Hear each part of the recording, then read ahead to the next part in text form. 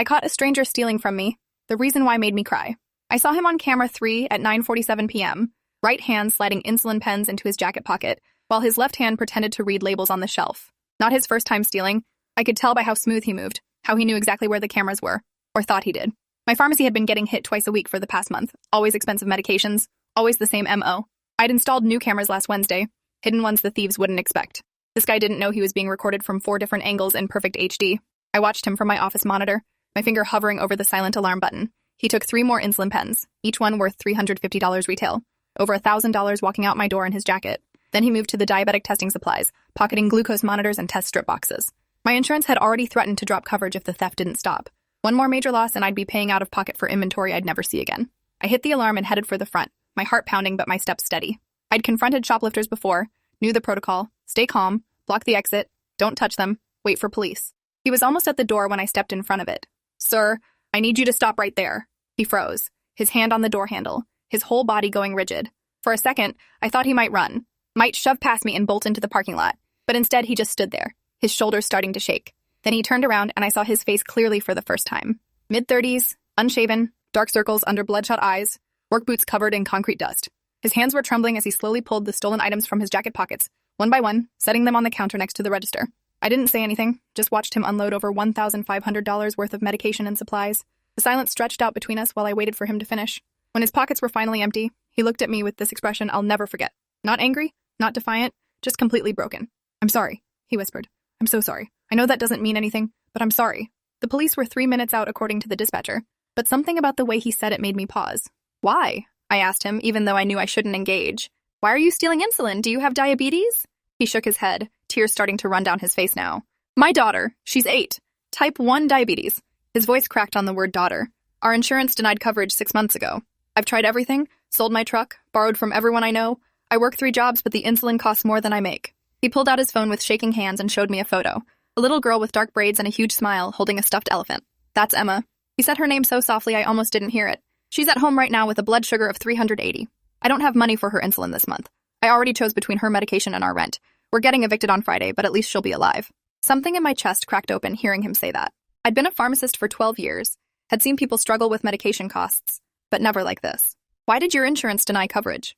I asked, trying to keep my voice professional even though my hands were starting to shake too. "They said it was a pre-existing condition that wasn't disclosed during enrollment." His words came out faster now, like he'd been waiting to tell someone, anyone who might listen. "But we did disclose it. I have the paperwork. They just claim they never received it. I've spent 6 months fighting them, calling every day, filing appeals, talking to supervisors. Everyone says they'll look into it and then nothing happens. Meanwhile, Emma's running out of insulin and I'm watching her get sicker every day." He pulled a crumpled letter from his back pocket and handed it to me. It was from Unity Health Insurance, dated 4 weeks ago, denying his latest appeal. The reason given was incomplete medical documentation from the prescribing physician. I stared at that letter, my brain trying to process what I was reading. Then I looked at my computer screen, pulled up his daughter's profile in our system. Emma Whitlock, date of birth March 15th, diagnosed with type 1 diabetes at age 6. I scrolled through her medication history, seeing the regular insulin fills every month, then nothing for the past 6 months. My stomach dropped as I saw the claim rejection codes. Every single attempt to bill her insurance was denied with the same code E47 incomplete provider documentation. I clicked deeper into the system, pulling up the original prescription from Dr. Sarah Okonkwo at Riverside Pediatric Endocrinology. Everything looked correct, proper diagnosis codes, detailed treatment plan, all the documentation an insurance company could possibly need. Then I saw it. The transmission error log from 6 months ago. Our pharmacy management system had failed to send the complete attachment with Dr. Okonkwo's detailed notes. Only the prescription itself went through, not the supporting documentation that proved medical necessity. A system glitch on our end. A technical failure that had been flagged in our error logs but never resolved because my part-time tech had been sick that week and I'd been drowning in a flu season rush. This little girl's insurance had been denied because of a transmission error from my system. Because I hadn't followed up on a technical error that seemed minor at the time. Because I'd been too busy to notice that one claim out of hundreds hadn't gone through properly. I looked up at the man standing in front of me, this father who'd been driven to stealing because my pharmacy had failed his daughter. The police sirens were getting closer now, maybe a minute away. "How much does Emma need?" I asked him. His eyes widened in confusion. "What? How much insulin does she need to be stable right now?" "Tonight," he stammered, looking between me and the door. "Maybe 2 or 3 pens, and testing supplies. She's almost out of test strips and her monitor is broken." I moved behind the pharmacy counter and started pulling items. 4 insulin pens, enough for 2 weeks. A new glucose monitor, the good kind with Bluetooth connectivity. 3 boxes of test strips, alcohol swabs, lancets, everything he'd been trying to steal plus more. I put it all in a pharmacy bag and handed it to him. The police pulled into the parking lot, their lights flashing through the front windows. "Take this and go out the back door. My delivery entrance is unlocked." He stared at the bag like he couldn't understand what was happening. I can't pay for this. I'm not asking you to pay. I'm giving it to you because your daughter needs it and because this is partially my fault. Now go before the police come in. He didn't move, just stood there with tears streaming down his face. Why are you helping me? I was stealing from you. Because your little girl shouldn't die from a system error, I said, my own voice cracking now. Now please go take care of Emma. The back door is through that hallway, past the storage room. He grabbed the bag and ran, disappearing into the back as the police knocked on the front door. I took a deep breath, wiped my eyes, and went to let them in. 2 officers entered, hands on their belts, scanning the store. Where's the suspect? He got away. I pointed vaguely toward the front door. I tried to stop him, but he pushed past me and ran into the parking lot. I lost him in the dark. They asked for the security footage, which I provided, carefully editing out the part where I handed him medications and pointed him toward the back exit. I gave them a description that could match half the construction workers in town and filed a report for my insurance company. They left after 30 minutes, promising to patrol the area. The moment their car pulled away, I went back to my office and pulled up Emma Whitlock's full file. I spent 2 hours that night reconstructing what had happened 6 months ago. The error log showed the exact moment our system had failed to transmit Dr. Okonkwo's supporting documentation to Unity Health Insurance. I pulled up the original files, complete medical records that clearly justified insulin coverage for a type 1 diabetic child. Then I did what I should have done 6 months ago. I resubmitted everything to Unity Health, this time calling their provider line and staying on hold for 90 minutes until I reached a supervisor who could confirm receipt of the complete documentation. She put me on hold again, came back 20 minutes later, and said the case would be reviewed within 30 business days. 30 business days. This little girl had been living without insulin coverage for 6 months because of a technical error, and they needed another month to review paperwork that should have been approved the first time. I asked to speak to someone higher up. She transferred me to a manager who told me the same thing. 30 business days, standard review period, nothing they could do to expedite. I hung up and immediately called Dr. Okonkwo's office, reaching her answering service.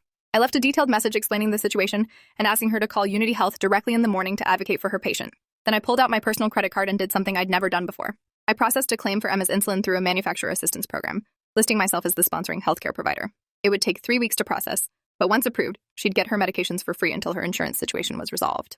The next morning, I opened my pharmacy at 8 a.m., like always, but I couldn't stop thinking about Emma and her father. I pulled up the security footage from last night and watched him pocket those insulin pens, saw the desperation in every movement. Then I watched myself hand him the bag and point toward the back door. What I'd done was technically illegal. I'd given away prescription medication without a valid transaction, falsified a police report, and obstructed an investigation. If anyone found out, I could lose my license, my pharmacy, everything I'd built over 12 years.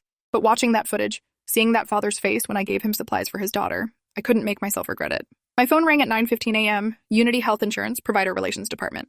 I answered, expecting another runaround, but instead got transferred to someone named Patricia Gray, who introduced herself as a senior appeals coordinator. She'd received the resubmitted documentation overnight and wanted to clarify some details. We spent 45 minutes on the phone while she pulled up Emma's case file and walked through every denial. Each one had been rejected for incomplete documentation, but the documentation she was looking at now was complete and had been complete all along. There's definitely something wrong in our system, Patricia admitted. Her tone shifted from bureaucratic to concerned. This should have been approved 6 months ago. The prescribing physician submitted everything correctly. I don't understand why it kept getting rejected. Because your system only received the prescription, not the attachments with the medical justification. There was a transmission error on my end that I didn't catch until last night. I explained the technical failure as clearly as I could, and I could hear her typing notes rapidly. She put me on hold, came back 5 minutes later. I'm escalating this to our technical review team and our compliance department. If what you're saying is true, and I believe it is based on what I'm seeing, we may have other cases with similar transmission failures. This could be a systemic issue. How soon can Emma's coverage be reinstated? I asked, trying to keep the desperation out of my voice. Patricia hesitated. The standard process is still 30 business days, but given the circumstances and the fact that this is a type 1 diabetic child who's been without coverage for 6 months due to a system error, I'm going to push for emergency authorization. Can you stay on the line while I conference in our medical director? 30 minutes later, I had verbal authorization for immediate coverage reinstatement, pending final documentation review. Patricia promised to call Emma's father directly that afternoon to confirm. She also asked for a detailed technical report about the transmission failure so their IT department could investigate whether other claims had been similarly affected. I spent my lunch break writing that report, documenting every detail of the system error and the failed transmission. Then I did something that made my hands shake. I searched our error logs for similar failures over the past year. What I found made me sick. 38 other transmission failures, all with the same error code, all occurring during the same 2-week period 6 months ago when our system had been updated. 38 patients whose insurance claims had been submitted incomplete, who might have been denied coverage because of technical errors they didn't even know about. I printed the list and stared at it. 38 people. How many of them had been denied necessary medications? How many had been struggling to pay out of pocket or going without? How many had been driven to desperate measures like Emma's father? I called Patricia back immediately and sent her the complete list. Her reaction was immediate and serious. This is much bigger than one case. I need to loop in our fraud investigation unit, not because you did anything wrong, but because this suggests systemic failures in our claims processing. You'll probably get contacted by our compliance team. I felt my stomach drop. Was I about to be investigated? Patricia must have heard the panic in my silence. You're not in trouble. she clarified quickly. You identified a problem and reported it.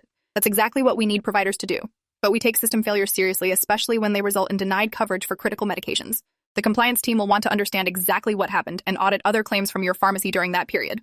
That afternoon, 3 things happened in rapid succession. First, Emma's father called my pharmacy, his voice shaking with relief and disbelief. Patricia had contacted him personally to confirm coverage reinstatement. Second, a representative from Unity Health's compliance division called to schedule an audit of our transmission systems. Third, Dr. Okonkwo called to tell me she'd received an apologetic call from Unity Health about Emma's case and wanted to know what I'd done to light such a fire under them. I explained everything to Dr. Okonkwo, including the part about catching Emma's father stealing, giving him the medications, and discovering the system error. She was quiet for a long moment after I finished. You could lose your license for what you did. Giving away prescription medications, filing a false police report. I know, but what was I supposed to do? Let a child go without insulin because of paperwork? You did the right thing, she said finally. Legally questionable, ethically absolutely right, and you might have just exposed a major problem with insurance claims processing. If there are really 38 other affected patients, this is going to blow up. Over the next week, Unity Health's compliance team descended on my pharmacy like a forensic investigation unit. They audited every claim submission from the past year, interviewed my staff, examined our computer systems, and reviewed our quality control processes. The lead investigator, James Volkov, pulled me aside on day 3. We've identified 127 claims from your pharmacy alone that experienced transmission failures during that system update period. Not all were denied. Some went through partially, but 43 were rejected for incomplete documentation. 43 patients. I felt like I'd been punched in the stomach. James continued, his expression grim. We're now checking with other pharmacies that use the same system.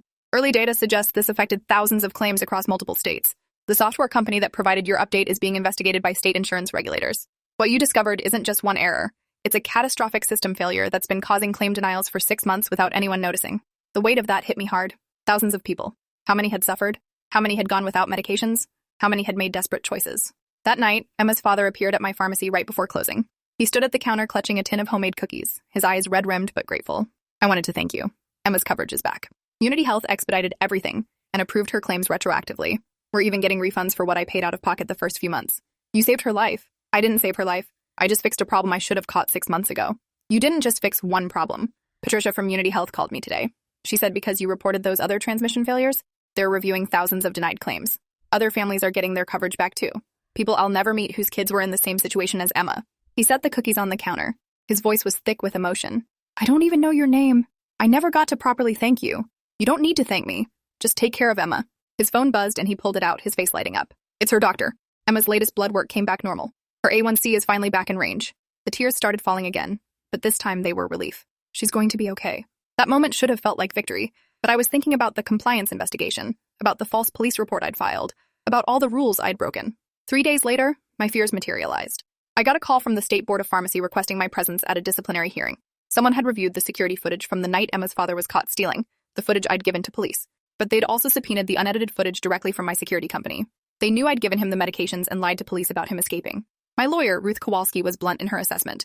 You committed prescription fraud and filed a false police report. The board could revoke your license permanently. Your only defense is the argument that you were acting in a medical emergency to save a child's life. The hearing was scheduled for 4 weeks out. In that time, the story leaked to local media. Reporter Alex Sterling from Channel 6 called me for comment, and I told him everything. About Emma, about her father's desperation, about the system error that had caused her denial, about the 43 other affected patients from my pharmacy alone. The story aired that Thursday evening. By Friday morning, it had gone viral. Social media exploded with people sharing their own insurance nightmare stories. Parents whose children had been denied coverage for life-saving medications, diabetics rationing insulin because they couldn't afford it, families bankrupted by medical bills for conditions that should have been covered. Unity Health Insurance's stock price dropped 8% in 2 days as public outrage built. State insurance regulators announced formal investigations into claims processing failures. The software company behind the faulty update issued a recall and faced multiple lawsuits. And in the middle of this firestorm, my disciplinary hearing approached. Ruth prepared me for the worst. The board could revoke my license, fine me, or put me on probation. She'd assembled character witnesses, including Dr. Okonkwo, several patients, and even Patricia from Unity Health, who was willing to testify about the systemic failures I'd exposed. The hearing room was packed when we arrived. Media cameras weren't allowed inside, but reporters filled the hallway. I walked past them with Ruth, not answering questions, trying to ignore the shouted inquiries about whether I regretted my actions. The board consisted of 5 pharmacists and 2 public members, all sitting behind a long table reviewing thick folders. The chair, Dr. Leonard Hayes, called the hearing to order at 9 a.m. exactly. We're here to address allegations that Amanda Foster, licensed pharmacist, violated state regulations by dispensing prescription medications without proper documentation and filing a false police report regarding a theft at her pharmacy. Mrs. Foster, do you understand the charges? I do, I answered, my voice steadier than I expected. The board's attorney laid out the case against me, presenting the security footage, the police report I'd filed, and evidence that I'd given controlled medications to someone without processing a legal transaction. Everything was factual. I couldn't deny any of it. Then Ruth stood to present our defense. She called Dr. Okonkwo first, who testified about Emma's medical condition and the critical nature of insulin for type 1 diabetics. She explained that without insulin, Emma would have been at severe risk of diabetic ketoacidosis, which could lead to coma or death within days. Ruth then called Patricia Gray from Unity Health, who testified about the systemic transmission failures and how my report had led to discovery of thousands of affected claims. She brought documentation showing that 127 claims from my pharmacy alone had been improperly denied due to the technical error. Next was James Volkov from the compliance team, who testified that the investigation triggered by my report had identified over 3,000 affected patients across 6 states. Insurance regulators had forced Unity Health to expedite review of all potentially affected claims and issue retroactive approvals where appropriate. The economic impact was over $15 million in medications that had been improperly denied. Ruth then called Emma's father to testify. He explained the months of fighting with insurance companies, the financial devastation, the desperation that drove him to steal. He described watching his daughter's health deteriorate while he worked 3 jobs and still couldn't afford her insulin. When Ruth asked what would have happened if he hadn't gotten those medications that night, he broke down completely. She would have ended up in the hospital within days, probably in the ICU, or worse. His voice was barely a whisper. Mrs. Foster saved Emma's life by giving me those supplies and then fixed the system that had failed her. She did more in one night than 6 months of me begging insurance companies ever accomplished. The board took a 30-minute recess to deliberate. Ruth and I sat in the hallway, not talking, just waiting. Media reporters tried to approach, but building security kept them back. When we were called back in, Dr. Hayes' expression was unreadable. Mrs. Foster, this board has reviewed all testimony and evidence. What you did was technically illegal. You dispensed controlled medications without proper documentation. You gave away pharmacy inventory without processing a transaction. And you filed a false police report. Under normal circumstances, any one of these violations would result in license suspension or revocation. However, these are not normal circumstances. He paused, looking at the other board members before continuing. You identified a critical system failure that had caused thousands of insurance denials.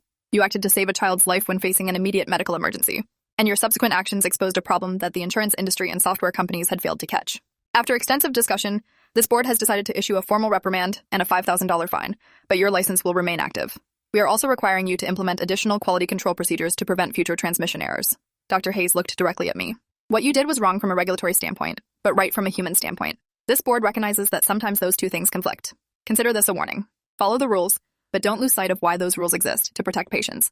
The relief was so overwhelming I nearly collapsed. Ruth grabbed my arm to steady me as we stood to leave. The media frenzy outside was intense. Alex Sterling from Channel 6 pushed to the front. Mrs. Foster, how do you feel about the board's decision? I paused, considering my words carefully. I'm grateful the board recognized the complexity of the situation. I made choices that night that broke rules, but I'd make them again if faced with a child in medical crisis. No one should have to choose between following regulations and saving a life. Over the next few months, the story continued to develop. Unity Health Insurance faced multiple class action lawsuits from patients who'd been denied coverage due to the transmission failures. The software company recalled their update and paid settlements to affected pharmacies. State insurance regulators implemented new requirements for claims processing audits and transmission verification, and Emma's father started a support group for families dealing with insurance denials for diabetes care.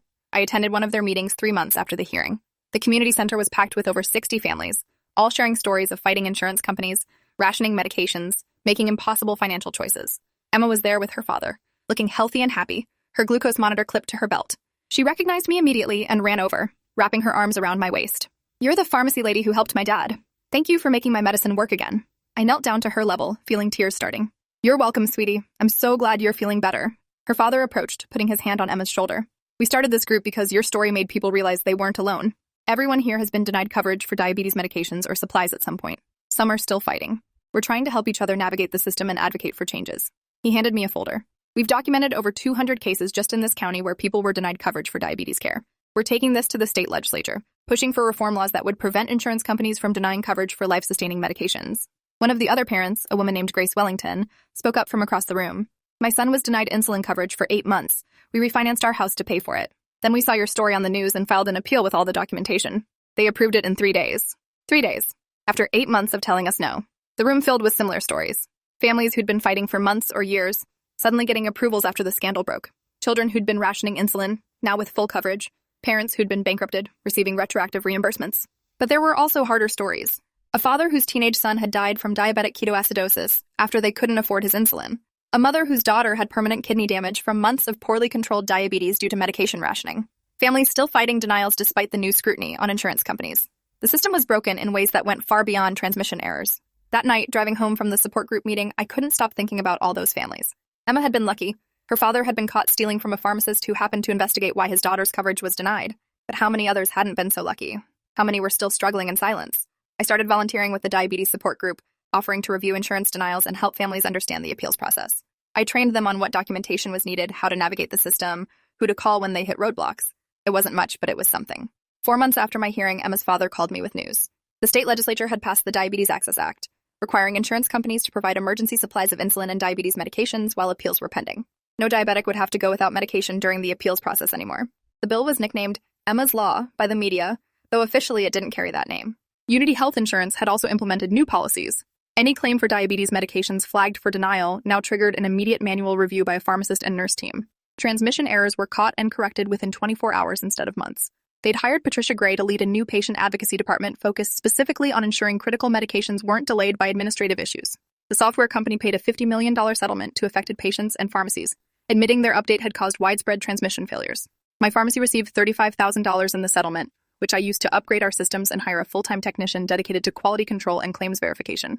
But 6 months after that night, when I caught Emma's father stealing, I got a call that shattered the fragile hope I'd been building. It was Emma's father, his voice hollow.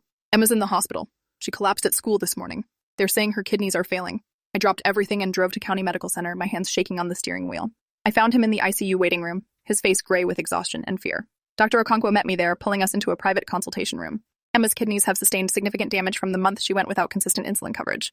The elevated blood sugars during that period caused progressive kidney disease that we didn't catch until now. She's in acute renal failure. My throat closed up. Will she be okay? We're doing everything we can, but she needs dialysis immediately and will likely need a kidney transplant. Her father made a sound like something inside him had broken. She's 8 years old. She shouldn't need a transplant. This shouldn't be happening. Dr. Okonkwo's voice was gentle but firm. The months without proper insulin control caused damage we're only now discovering. This is a direct result of that coverage gap. I felt like I'd been hit by a truck. The system error I hadn't caught for weeks had set in motion a chain of events that had destroyed this little girl's kidneys. Fixing her insurance hadn't been enough. The damage was already done. Over the next 3 weeks, Emma underwent dialysis 3 times per week while waiting for evaluation for the transplant list. Her father quit 2 of his 3 jobs to be with her. The medical bills piled up despite insurance coverage because dialysis required copays and deductibles that quickly exceeded what he could afford. The diabetes support group rallied, organizing fundraisers and meal trains. I contributed what I could, but it felt inadequate against the magnitude of what this family was facing. Dr. Okonkwo arranged for Emma to be evaluated at the regional transplant center. The news wasn't good.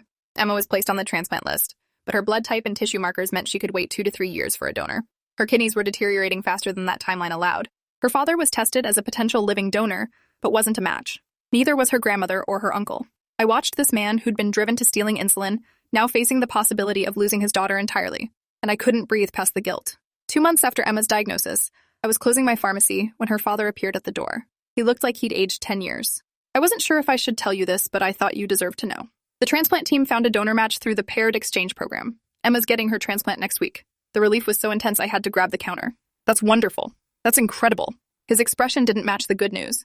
The surgery has a 15% mortality rate for pediatric recipients. Even if it's successful, she'll need anti-rejection drugs for life and she'll never be completely healthy. Her childhood is gone. She'll never play sports or have a normal life. All because her insurance denied coverage for 6 months because of a system error that should have been caught. I didn't have words. Nothing I could say would make this better. He continued, his voice flat with exhaustion. I'm not telling you this to make you feel guilty. I know you tried to help. I know you fixed the system. But Emma's not the only one. At the support group meetings, we've identified 12 other kids who developed complications from gaps in insulin coverage. Kidney damage, vision loss, nerve damage, all preventable if they'd had consistent medication access. The surgery happened on a Thursday morning. I wasn't family, so I couldn't be there. But I sat in my pharmacy office staring at my phone waiting for news. The call came at 6:30 p.m. Emma had made it through surgery. The new kidney was functioning. She'd be in ICU for at least a week, but initial signs were positive. I drove to the hospital that night and found her father in the surgical waiting area, surrounded by support group members who'd become his extended family. He saw me and stood up. She's alive. She made it. We hugged, both crying, both knowing this victory was tainted by everything that had led to this moment. Over the next week, Emma recovered slowly. The transplant was successful, but she developed complications. Infection, rejection episodes. Each setback required more interventions, more medications, more time in the hospital. I visited when I could, bringing her art supplies and books. She was pale and weak, barely recognizable as the smiling girl from the photo her father had shown me 9 months ago. 3 weeks after the transplant, Dr. Okonkwo called me into her office. Emma's kidney function is stabilizing, but she's developed diabetes-related complications in her eyes. She's going to need ongoing ophthalmology care. The cascade of damage from those 6 months without consistent insulin keeps revealing new problems. How is this possible? I asked, even though I knew the answer. How does 6 months cause this much damage? Type 1 diabetes is unforgiving, Dr. Okonkwo explained. Every day of high blood sugar causes microvascular damage. When a child goes months with poor control, that damage compounds. Emma's kidneys, eyes, nerves, they all suffered during that period. We're treating the problems as we find them, but there will likely be more. I left her office and sat in my car for 30 minutes, crying so hard I couldn't see. That night, I pulled up the list of 43 patients from my pharmacy who'd been affected by the transmission error. I started calling them one by one, checking if they'd had any health complications from gaps in coverage. What I learned made me sick. 11 people had developed preventable complications. A teenager with asthma who'd been hospitalized twice when his inhaler coverage was denied. A woman with epilepsy who'd had breakthrough seizures when her medication lapsed. An elderly man whose blood pressure medication gap had caused a minor stroke. Patient after patient, all suffering because of a system error that should have been caught immediately. I documented everything and sent it to Patricia Gray at Unity Health. She called me back within an hour. This is worse than we thought. We identified the transmission failures and fixed coverage, but we didn't audit for medical complications resulting from the coverage gaps. We need to do a full medical review of every affected patient. How many people are we talking about? Over 3,000 across 6 states. If even 10% developed complications, that's 300 people who suffered preventable health consequences. She paused. This is going to be a massive undertaking. Unity Health launched the medical audit 3 weeks later, contracting with a team of physicians to review records of every patient affected by the transmission failures. The preliminary findings were devastating. 287 patients had documented health complications directly attributable to medication gaps during the coverage denial period. Hospitalizations, emergency room visits, disease progression, all preventable if their claims had been processed correctly from the start. The class action lawsuits expanded to include medical malpractice and negligence claims. Unity Health's stock continued to fall. State regulators imposed multi-million-dollar fines. And in the middle of all this, Emma was discharged from the hospital after 5 weeks, going home with a dozen new medications and a schedule of follow-up appointments that would consume her life. I visited her at home 2 weeks after discharge. She was sitting on the couch with her father doing a puzzle. She looked up when I came in, her smile tired but genuine. "Hi, Miss Amanda.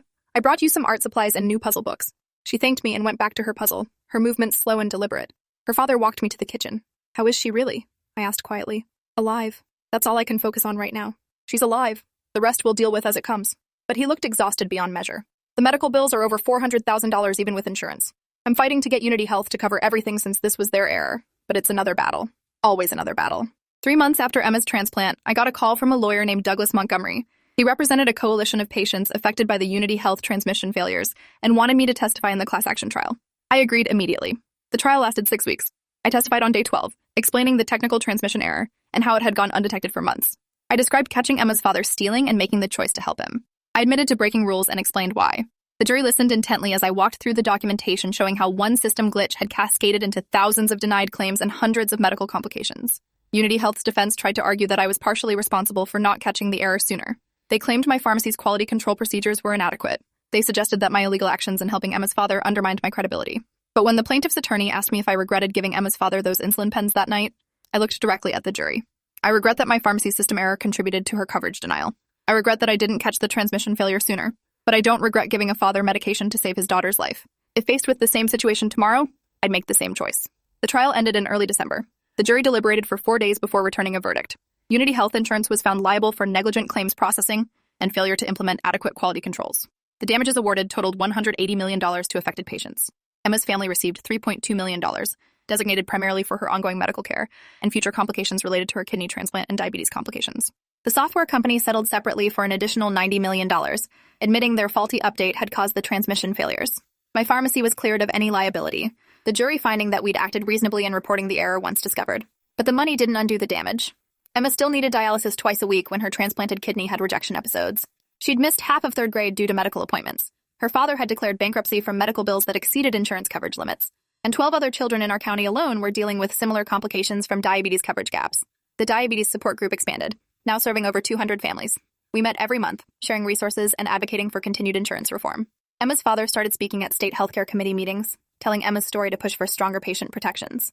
I continued volunteering, reviewing insurance denials, and helping families navigate the appeals process. But every time I saw Emma, pale and tired beyond her years, I was reminded that fixing the system hadn't been enough. The damage was done. Some things can't be undone by lawsuits or settlements or policy changes. A year after I caught Emma's father stealing from my pharmacy, we held a memorial service at the community center. Not for Emma. She was alive, stable, learning to live with her limitations. The memorial was for Zachary Collins, age 14, who'd died from diabetic ketoacidosis 3 months earlier. His family had been fighting insurance denials for 8 months when he went into a coma and never woke up. His mother spoke at the service, her voice steady despite tears streaming down her face.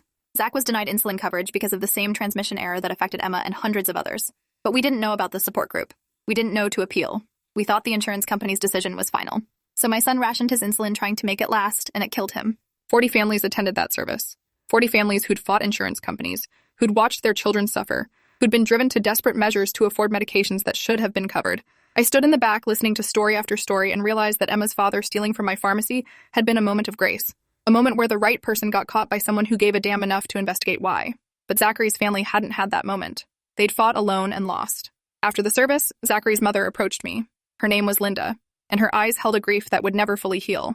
I heard you caught Emma's father stealing insulin and helped him. She said, I wish someone had helped us like that. I wish someone had noticed we were drowning. I'm so sorry. The words felt useless. She nodded slowly. I'm not angry at you. I'm angry at a system that lets children die because of insurance paperwork.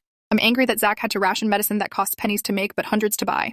I'm angry that we're standing here at a memorial for a 14-year-old who should be alive. We're starting a foundation in Zach's name, her husband added, stepping beside her, to help families pay for diabetes medications when insurance fails them. We can't bring him back, but maybe we can stop other families from going through this. I donated $10,000 to the foundation that week, money from the settlement my pharmacy had received. It felt inadequate against the magnitude of the loss, but it was something. 2 years after that night when I caught Emma's father stealing, Emma turned 10.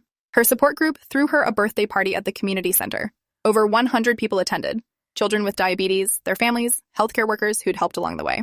Emma had gained weight, looked healthier, though she still had dialysis twice a week and a schedule of medications that consumed her mornings and evenings. Her father made a speech at the party. 2 years ago, I was stealing insulin from Amanda's pharmacy because I couldn't afford to keep my daughter alive. Today, Emma's here because Amanda made a choice to help instead of just calling the police. Because she investigated why we'd been denied coverage. Because she exposed a system failure that had affected thousands of people. His voice thick with emotion. Emma's alive. But she's not the same kid she was before all this. She'll never be. She's dealing with complications that could have been prevented if she'd had consistent insulin access. And there are families here today who've lost children because they didn't get the help we got. That has to change. The Diabetes Access Act that passed 2 years ago was a start. But it's not enough. We need nationwide reform. We need insurance companies held accountable. We need medication prices regulated. We need a system where parents don't have to choose between insulin and rent. Emma blew out her candles, surrounded by friends who understood her daily struggles in ways healthy children never could. I watched her smile, tired but genuine, and thought about all the children who weren't there. Zachary, the others who died from preventable complications, the ones still fighting for coverage in other states where reforms hadn't passed. The system was still broken. We'd fixed one piece, made it harder for transmission errors to cause denials, but the fundamental problem remained. Medications cost too much. Insurance companies denied too easily. Families suffered too often. 3 years after catching Emma's father stealing, I sold my pharmacy. The decision wasn't easy, but I couldn't shake the feeling that dispensing medications behind a counter wasn't enough anymore. I'd seen too much, understood too deeply how broken the system was. I used the money from the sale to start a nonprofit, the Medication Access Foundation, dedicated to helping families afford critical medications when insurance failed them. We provided emergency supplies, paid for appeals attorneys, connected families with manufacturer assistance programs. In our first year, we helped 340 families across 4 states. Emma's father joined as our patient advocate director. Linda Collins, Zachary's mother, ran our fundraising efforts. Dr. Okonkwo served on our medical advisory board. We built something meaningful from the wreckage of that night when desperation drove a father to steal insulin for his dying daughter. But the work was never ending. For every family we helped, 10 more needed assistance. The medication crisis wasn't improving. It was worsening. Insulin prices continued to climb. Insurance companies found new ways to deny coverage. Families continued to ration, to go without, to make impossible choices. Emma turned 12. Her kidney function was stable, but she'd developed diabetic retinopathy requiring laser treatments to preserve her vision. New complications emerged regularly, echoes of those 6 months without consistent insulin. Her father had remarried, found some stability, but their lives revolved around Emma's medical needs in ways that would never change. 4 years after that night, I testified before a congressional committee investigating pharmaceutical pricing and insurance practices. I told Emma's story, told Zachary's story, told the stories of hundreds of families I'd worked with through the foundation. I showed them the documentation of the transmission error and its cascading consequences. I explained how a simple technical glitch had caused 3,000 people to be denied coverage and led to hundreds of preventable medical complications, and at least 6 confirmed deaths. The committee members listened, asked questions, promised action. Some seemed genuinely moved. Others seemed more interested in political positioning. Meaningful reform remained elusive, blocked by pharmaceutical lobbying and insurance industry influence. But small victories accumulated. More states passed versions of the Diabetes Access Act. The federal government implemented new oversight requirements for insurance claims processing. Software companies faced stricter testing requirements for updates affecting medical systems. And families kept fighting, kept surviving, kept advocating for change. 5 years after I caught a stranger stealing from me, Emma was 13 years old. She'd survived a kidney transplant, multiple rejection episodes, vision complications, and the ongoing challenges of managing type 1 diabetes with a damaged body. She'd missed hundreds of school days. She'd never play sports or live without constant medical oversight. Her childhood had been stolen by a system error that should have been caught in days, but instead persisted for months. Her father and I stayed in close contact. He'd become a leading voice in patient advocacy, testifying at state legislatures and insurance regulatory hearings. His story resonated because it was so achingly common. Millions of families had faced similar struggles, made similar impossible choices, suffered similar consequences. Most just hadn't been caught stealing by someone who cared enough to investigate why. I thought often about that night, about watching him on the security camera, pocketing insulin pens, about making the split-second decision to help instead of just calling police, about discovering the transmission error that had caused so much suffering, about all the choices, small and large, that had cascaded from that moment. The pharmacy board had been right. What I'd done was technically illegal, but ethically necessary. Sometimes those things conflicted, and you had to choose which rules to break and which principles to honor. I'd chosen to save a child's life, and I'd do it again without hesitation. But I also carried the weight of knowing that 43 patients from my pharmacy had been affected by an error I should have caught sooner, that Emma's kidney damage might have been prevented if I'd been more vigilant about quality control, that Zachary Collins and others had died because system failures went unnoticed until it was too late. The guilt never fully faded. Neither did the determination to keep fighting for change. 6 years after catching Emma's father stealing, the Medication Access Foundation had helped over 2,000 families and distributed $8 million in emergency medication assistance. We'd partnered with 40 pharmacies across 12 states to create a rapid response network for families facing coverage denials. We'd trained 200 patient advocates in insurance appeals processes. We'd pushed for reforms that were slowly, incrementally improving access to critical medications. But the work was endless. Every day brought new families in crisis, new stories of insurance denials and unaffordable medications, and desperate parents making impossible choices. The system remained fundamentally broken, and fixing it required changes far beyond what any single nonprofit could accomplish. Emma was starting high school now, navigating teenage years complicated by chronic illness and medical trauma. She wanted to be a patient advocate like her father to help other kids dealing with insurance nightmares. Her resilience amazed me, but I grieved for the childhood she'd lost. I kept a photo in my office. Emma at age 8, before the complications, smiling and healthy. I looked at it every day as a reminder of what we were fighting for. Not just insurance reform or medication access, but children's right to be children. To play and learn and grow without their lives being consumed by medical crises that should have been preventable. 7 years after I caught a stranger stealing from me, I got a call from Patricia Gray. She'd left Unity Health after the scandal and now worked for the Federal Centers for Medicare and Medicaid Services, developing new quality standards for insurance claims processing. We're implementing nationwide requirements based on what we learned from the Unity Health case. Every insurance company will now have to conduct monthly audits for transmission failures and process emergency appeals for critical medications within 24 hours. It's not perfect, but it's progress. Real progress. That night, I sat in my office surrounded by files from families we'd helped. Thousands of pages of denied claims, appeal letters, medical records documenting preventable complications. Each page represented someone's suffering, someone's fight, someone's story. Emma's file was thickest. 7 years of medical records, insurance battles, complication treatments. I pulled out that first police report from the night her father was caught stealing. Read my description of him as a suspect, a thief, a criminal. That's what he'd looked like on the security camera. But he wasn't a criminal. He was a desperate father driven to impossible choices by a system that had failed his daughter. A system error I hadn't caught soon enough. A denial that never should have happened. I'd spent 7 years trying to fix the system, to prevent other families from facing the same crisis. We'd made progress. Laws had changed. Policies had improved. Thousands of families had been helped. But Emma still needed dialysis. Zachary Collins was still dead. Hundreds of other children still dealt with preventable complications. The system was still broken in fundamental ways that couldn't be fixed by one pharmacist who'd chosen compassion over rules. But I kept fighting anyway. Because every family we helped was a child who got to be a child a little longer. Every appeal we won was a parent who didn't have to steal medications to keep their kid alive. Every policy we changed was a step toward a system that valued human lives over paperwork. I caught a stranger stealing from me 7 years ago. The reason why made me cry then, and it still makes me cry now. Because the system that drove him to that desperate act continues to drive others to similar desperation every single day. And until that changes, fundamentally and completely, the work continues. Emma's alive. That has to be enough for today. Tomorrow we keep fighting. Appreciate you watching this far. If you enjoyed it, drop a like, leave a comment, and subscribe so you won't miss the next story.